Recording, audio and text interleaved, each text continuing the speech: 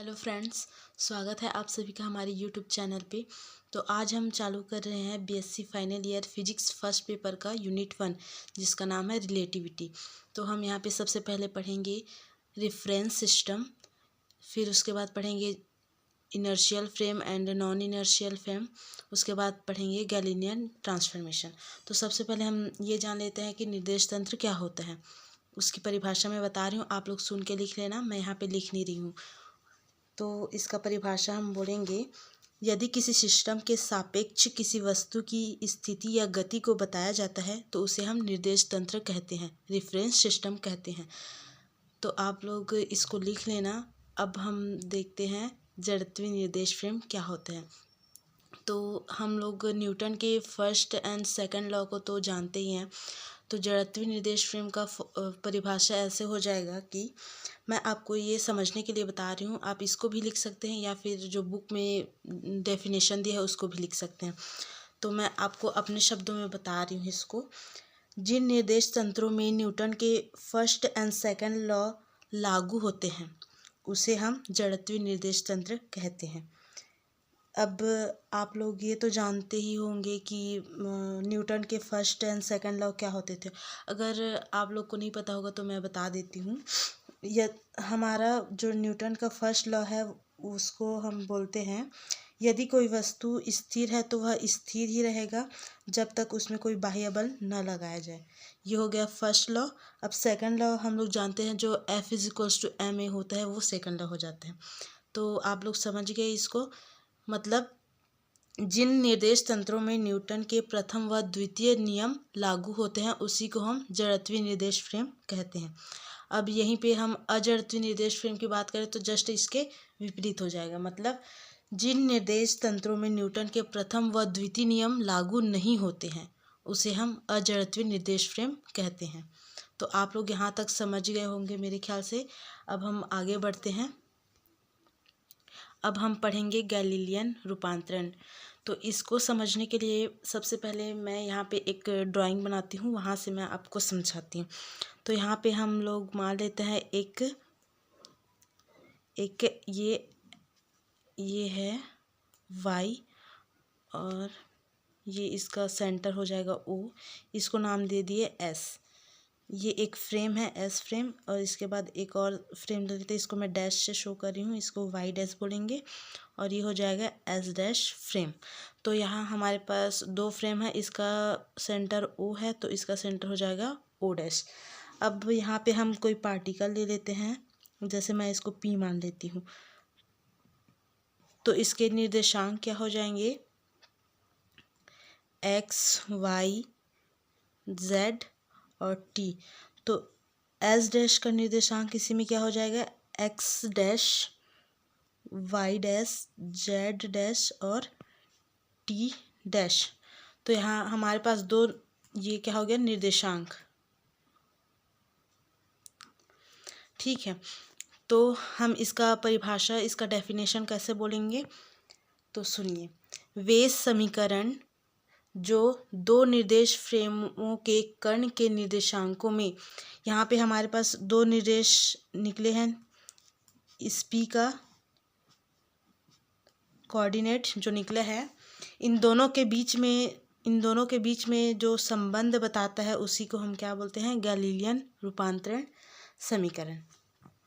तो इसका परिभाषा कैसे हो जाएगा, हम लोग कैसे लिखेंगे, वे समीकरण जो दो निर्देश फ्रेमों के कर्ण के निर्देशांकों में संबंध व्यक्त करता है उसे गैलीलियन रूपांतरण समीकरण कहते हैं।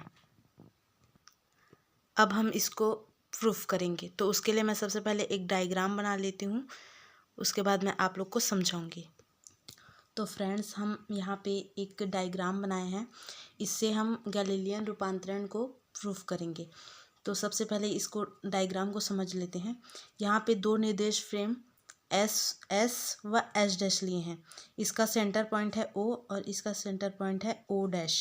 ठीक है, अब फ्रेम S के सापेक्ष एक कर्ण P लेते हैं जिसका निर्देशांक है X Y Z और T, और उसी तरह फ्रेम S डैश के सापेक्ष भी इसका निर्देशांक हो जाएगा X dash Y dash Z dash और T डैश। अब O से O डैश के बीच की दूरी हम लिए हैं VT, और ओ से एक्स के बीच की दूरी है एक्स, स्मॉल एक्स। उसके बाद ओ डैश से एक्स डैश की दूरी है एक्स डैश। ठीक है, यहाँ तक समझ गए। अब हमें इसमें प्रूफ क्या करना होगा कि जैसे हम मानते हैं कि फ्रेम एस के सापेक्ष किसी पार्टिकल का जो त्वरण है वो हम मानते हैं ए है। किसी पार्टिकल का जो त्वरण है वो ए है, किसके सापेक्ष? फ्रेम एस के सापेक्ष। उसी प्रकार फ्रेम एस डैश के सापेक्ष भी इसका त्वरण कितना होगा? ए डैश होगा। तो हमें इसको इक्वल लाके दिखाना है, इसी को हमें क्या करना है? प्रूफ करना है। तो ठीक है, अब हम इसको प्रूफ करके दिखाते हैं आपको।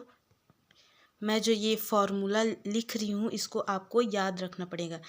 ये फॉर्मूला हो जाएगा X dash is equals to X minus V T. अब हम डायग्राम में देखे थे कि फ्रेम एस और फ्रेम एस डैश दोनों एक दूसरे के समांतर थी, तो उसका हम लोग देखेंगे कि वहाँ पे जो y था और y डैश दोनों समांतर थे तो दोनों इक्वल हो जाएगा। उसी प्रकार z और z डैश भी इक्वल हो जाएगा। तो वहाँ पे t भी लिए थे हम लोग टाइम, तो t भी इक्वल हो जाएगा, t equals to t dash. तो अब हम इसको हमें याद रखना पड़ेगा। तो अब हम इसके आगे सॉल्व करते हैं। इसको हम ये जो v है उसको इधर ट्रांसफ़र कर देते हैं, तो क्या हो जाएगा? V T plus X dash is equals to X, इतना बचेगा हमारे पास।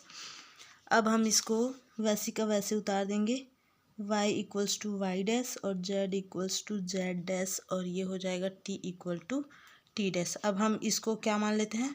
Equation number first.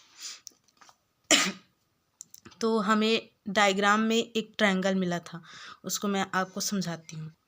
तो देखो, हमें यहाँ पे एक ट्रायंगल मिल रहा है, ये ओ से पी, फिर पी से ओ डैश और ओ से ओ डैश। तो हमें इसी में क्या लगाना है? एक, आप लोग वो नियम तो जानते ही होंगे, त्रिभुज का योग नियम। इसी से हम इसको सॉल्व करेंगे। अब उसमें क्या होता है कि इसमें जो सबसे बड़ी भुजा होती है ये, इसके इक्वल ये दोनों होते हैं, यही होता है वो त्रिभुज का योग नियम। तो हम इसको सॉल्व करते हैं। आपने ये देख लिया, अब इसी के अकॉर्डिंग हम उसको सॉल्व करेंगे। तो हमें क्या मिला था? ट्रायंगल ओ डैश और पी से, इसमें हम क्या लगा रहे हैं? त्रिभुज का योग नियम। तो मैं क्या बोल रही थी, उसमें जो सबसे बड़ी भुजा होगी, जैसे ओ पी थी उसमें सबसे बड़ी भुजा, वो बाकी दो भुजा के मतलब बराबर होता है।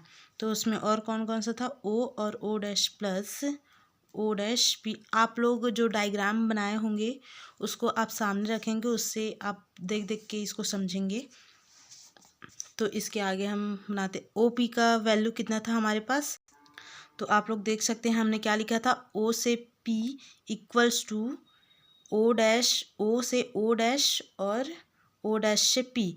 तो ओ से पी के बीच की जो वैल्यू है वो क्या है? Vector R. और उसके बाद ओ डैश से पी की जो वैल्यू है वेक्टर आर डैश है। और उसी प्रकार ओ से ओ डैश की वैल्यू क्या है? वी टी है। तो हम वहाँ पे इसको पुट करते हैं। तो हमने वहाँ पे क्या देखा था? वैल्यू ओ पी की vector R is equals to, O से ओ डैश की वैल्यू थी V T plus O dash और पी के बीच की वैल्यू थी वेक्टर आर डैश। ये हम वैल्यू निकाले थे। अब इसको देखें आगे। अब हम इसको आर डैश को इधर ला देते हैं और ये वेक्टर आर को इधर लाते हैं, तो हो जाएगा R dash vector R dash is equals to vector R minus V T. ये हो जाएगा इक्वेशन नंबर 2। ये हमारा इक्वेशन नंबर फर्स्ट निकला और ये इक्वेशन नंबर 2। अब हम इसी को बोलते हैं equation number first and equation number second. यही क्या है? गैलीलियन रूपांतरण है। Galilean transformation.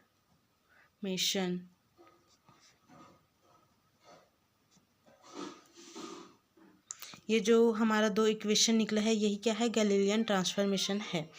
अब हम इसको आगे बढ़ाते हैं। जो हमारा इक्वेशन नंबर 2 निकला है, इक्वेशन नंबर 2 का टी के सापेक्ष डिफरेंशिएशन करते हैं। क्या करते हैं, डिफरेंशिएशन अवकलन करते हैं। अब हम इक्वेशन नंबर 2 का डिफरेंशिएशन करेंगे तो क्या हो जाएगा, हमें इसका डिफरेंशिएशन करना है, तो आप लोग भी साथ में करते जाइए।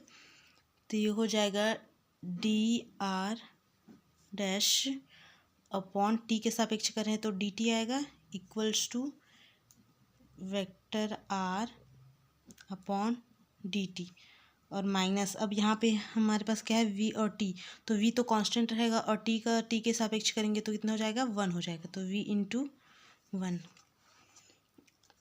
अब हम आगे बढ़ते हैं।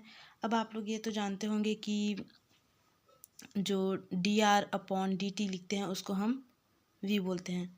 v कैसे बोलते हैं, तो यहाँ पे मैं साइड में लिख देती हूँ इसको, ये कहाँ से हुआ कैसे हुआ उसको। D R upon D T को हम क्या बोलते हैं, v। तो जहाँ जहाँ पे ये D R upon D T है वहाँ वहाँ पे हम क्या लिखेंगे, v।